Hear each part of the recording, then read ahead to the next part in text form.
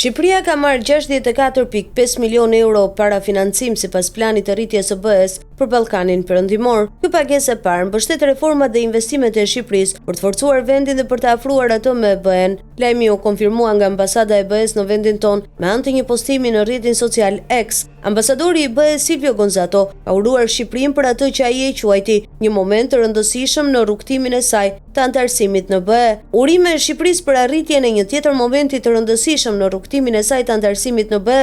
Plani i rritjes nxit ekonominë, forcon sundimin e ligjit, mbështet një Shqipëri më të gjelbër dhe fuqizon kapitalin njerëzor. BE qëndron me Shqipërinë në rrugën e saj drejt antarësimit, shkruan Gonzato. Me këtë parafinancim, Shqipëria mori 30 milion euro kredi koncesionare për buxhetin e shtetit, si mbështetje për zbatimin e reformave. Parafinancimi i mbetur prej 34.5 milion euro në grante dhe ua koncesionare do i injektojë drejt për drejt Western Balkans Investment Framework për investime në infrastrukturë në Shqipëri. Ne vlerësojmë këtë si një shenjë të qartë besimi nga BE në rrugën e reformave të Shqipërisë dhe progresin e qëndrueshëm drejt antarësimit në familjen evropiane. Ne përqafojmë plotësisht madhësinë e kësaj mundësie historike si dhe angazhimet përpara dhe jemi energjetikisht të motivuar dhe të përgatitur për të vazhduar reformimin dhe përmbushjen me zell të kritereve për antarësimin e Shqipërisë në Bashkimin Evropian, tha kryenegociatorja Majlinda Duka. Deri në vitin 2027, Shqipëria ka mundësinë të marrë deri në 922.1 milion euro në total nga Fondi i Reformës dhe Rritjes për Ballkanin Perëndimor në këmbim të reformave në sundimin e ligjit dhe të drejtat themelore,